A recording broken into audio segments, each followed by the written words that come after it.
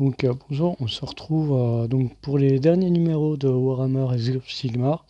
Donc c'est les derniers, puis comme j'avais déjà prévenu, je comptais, je compte pas reprendre les prochains. J'achèterai quelques livres de temps en temps, mais voilà. Si je trouve au magasin un numéro qui m'intéresse, voilà, je prendrai. Voilà, c'est les derniers colis.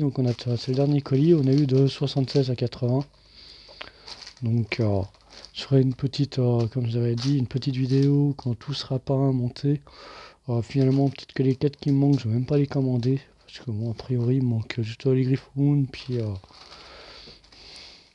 juste une monture. Après le reste, c'est de la peinture que j'ai déjà. Donc c'est pas dramatique. Donc voilà, donc avec ces numéros, je sais plus trop avec quoi, j'avais déjà regardé un petit peu dans mon coin. Bon, comme j'avais dit, le rythme des vidéos allait quand même pas mal descendre. Donc, par contre, comme j'ai dit, la grosse figurine de la mort, bah, elle sera montée côté compte vampire, parce que je l'ai déjà, donc il y a moyen de monter une autre figurine, donc on va passer sur la version alternative. Donc si vous regardez sur le site de Game Workshop, il y a une figurine avec 3 vampires, 3 dames vampires. Voilà, on retrouve les robes ici. Voilà, donc on va passer sur ces figurines là. Voilà, il y a une figurine qui est entre les deux, il y en a une avec voilà, une espèce de baldaquin, donc c'est ce qu'on va sur ce qu'on va partir. Ça fera deux figurines assez différentes. Donc figurines sans les bonnes filles qui tournent au-dessus. Voilà.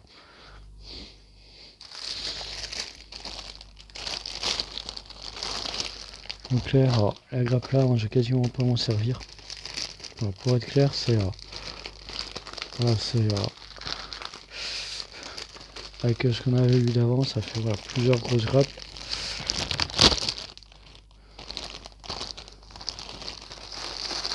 Je vais quand même me servir de certaines parties, mais voilà, tout ce qui est comme ça va pas servir, ça va être en rabat. Donc hop là, on va, comme d'habitude, regarder les fascicules ensemble.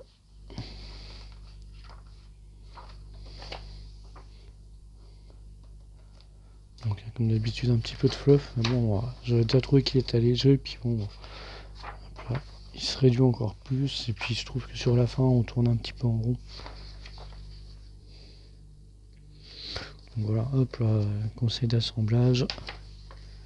Donc ça vous fait quand même une jolie figurine, qui est celle qu'il nous propose est quand même sympa.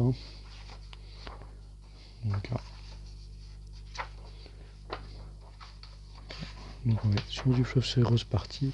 Parce que celle-là j'ai déjà monté par contre, de toute façon je la sortirai quand je ferai la petite vidéo avec tout monté, avec tous les décors peints et on se rende compte que moi la partie là elle est la partie ici elle est pas noire, elle est couleur os. Voilà,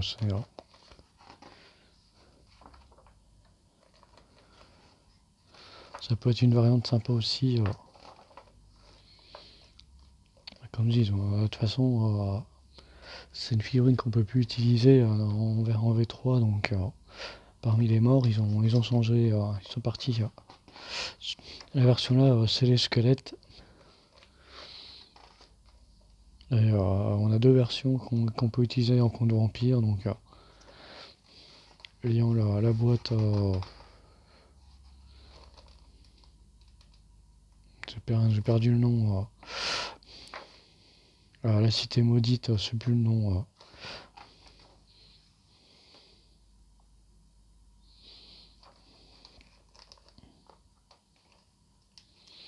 Donc hop, là, le sorcier qui est assez facile à peindre, c'est juste du noir, puis on fait là. Pareil, moi j'avais fait pareil, par qu'il est en vert, où on regarde vite fait. Je vous montrerai. Sans qu'on on fera la vidéo.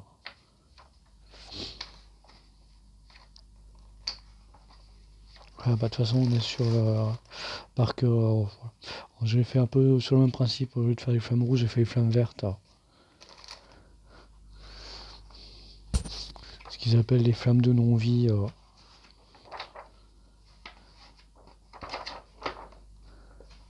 Sauf qu'avec la mort, c'est que voilà. Ce qu'ils appellent comme ici, bah, les flammes de non-vie, je trouve que ça colle bien avec avec la mort. Donc, faites comme ça. Un petit peu de fascicule. Un petit peu de pub aussi. Sur Craignos, qui est une figurine voilà, qu'on a ici, qui est assez imposante, qui est utilisable avec les orques, voilà. Donc j'ai toujours pas fini de peindre. Les orques sont finis, mais ouais. Les slaives sont toujours. Quoi, le chaos c'est pas encore fini, il me reste encore fait une partie des parties métalliques, j'ai pas fait encore la chair.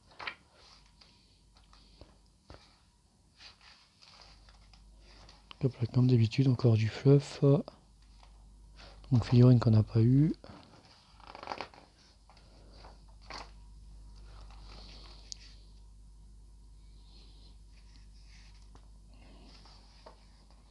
Après, hein, les peignés à blanc une fois, c'est ce que j'avais fait.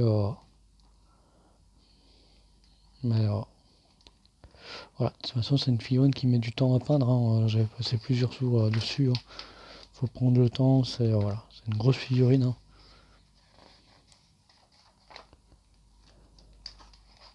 Je pense que j'en ai déjà parlé, mais il y a une peinture qui va très bien aussi pour faire pas faire que du vert comme on a toujours eu.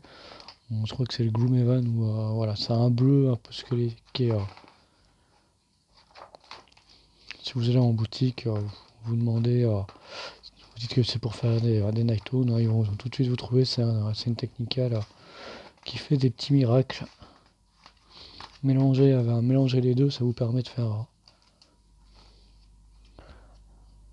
autre chose et ça correspond un petit peu plus à ce qu'on nous montre en photo. Et après, on attaque sur Célestin Prime.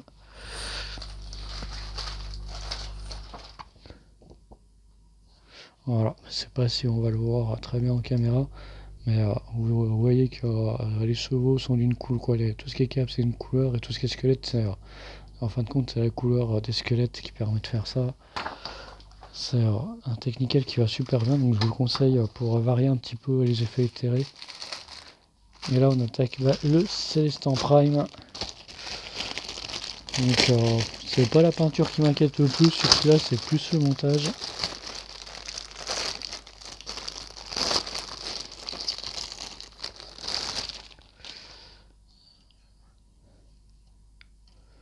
Donc voilà. Bon, j'ai oublié de grappe. Hein. Après, on avait reçu un numéro où il y avait les socles pour les deux.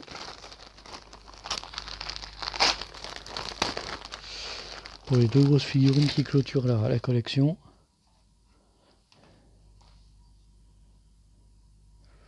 Donc voilà, on a. Donc voilà, ce qui m'inquiète, c'est un petit peu plus le montage sur cette figurine. Parce qu'on a beaucoup de petits éléments qui sont en suspens. Notamment toutes ces parties-là qui s'inquillent, la figurine doit être, et pas spécialement en elle-même grande, mais elle est grande par tout ce qui est ce qui le met en lévitation, comme la partie là, tout ça. Donc ça a monté.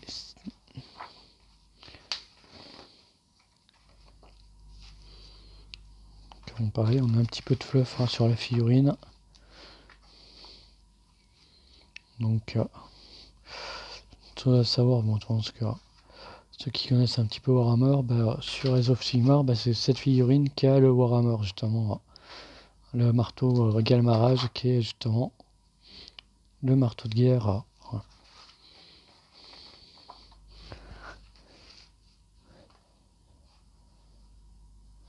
Le marteau de Sigmar, et puis voilà.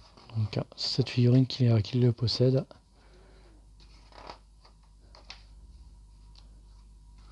Bon, c'est une figurine qui a une spécificité qui fait que plus vous tardez à la faire venir sur le plan, sur le combat, bah, plus elle tapera fort. Voilà, en fin de compte, elle fonctionne comme ça, faut la mettre en réserve et plus vous la laissez en réserve longtemps, plus elle arrive, quand elle arrive, elle est de plus en plus forte. Plus elle tarde à venir, plus elle est forte.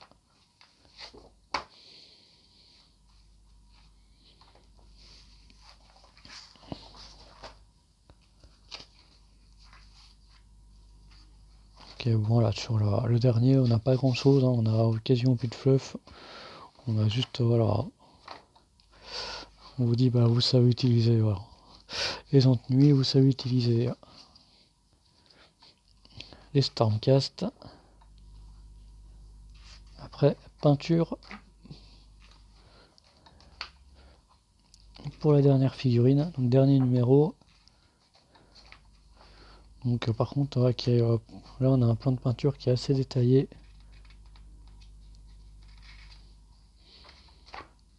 Donc voilà, donc figurine terminée, à quoi ça doit ressembler. Donc elle est à... Moi je vous conseille de mettre un bleu clair, elle peut être passée en blanc, ça vous fera un effet, si vous voulez avoir l'effet un petit peu bleuté comme on retrouve ici, voilà. Il y a un bleu qui s'y colle très bien, c'est un bleu très très clair, je sais plus si c'est un truc qui s'appelle Celeston White ou un truc comme ça.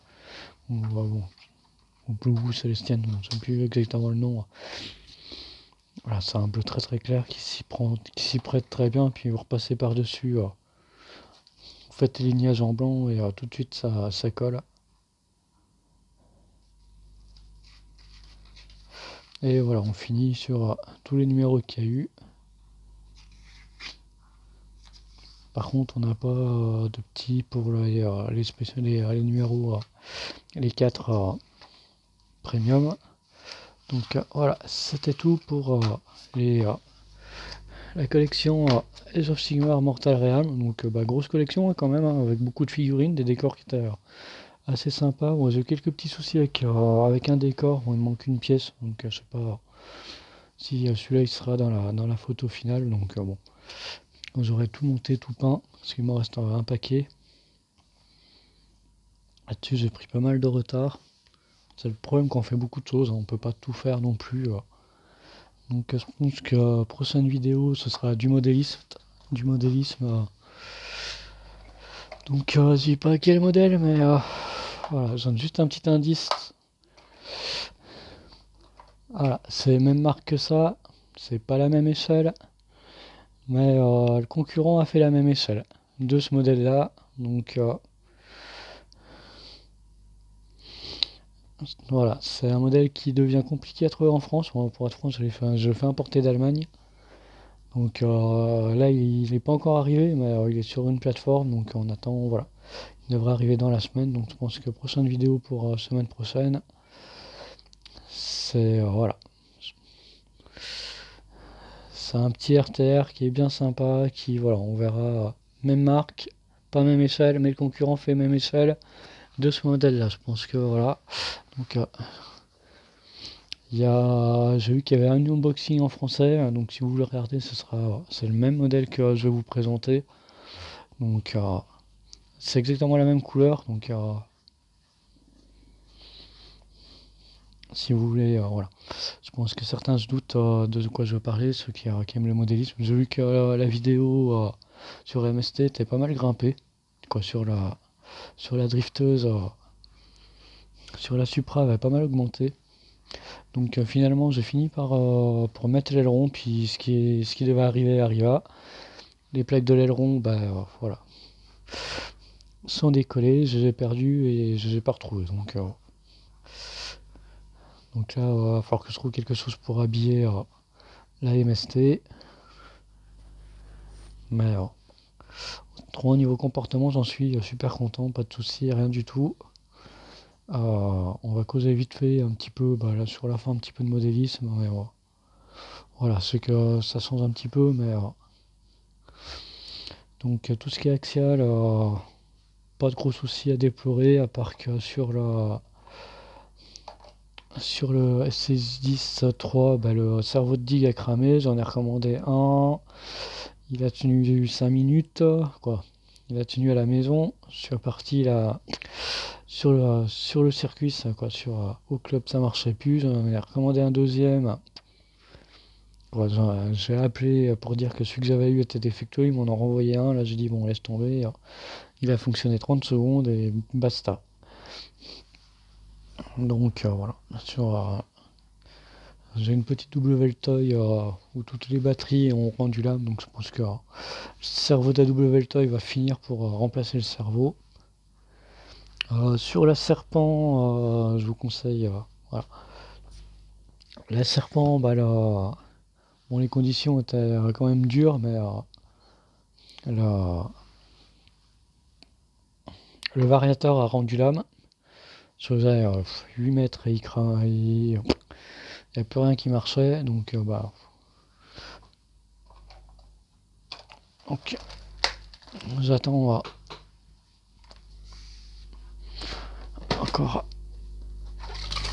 les câbles PK, quoi, les câbles CG, mais c'est les adaptateurs PK. Donc voilà, on est parti sur un Max 8. Donc qui est un petit peu plus sérieux niveau câblage et compagnie que ce qu'il y avait dans le Serpent d'origine.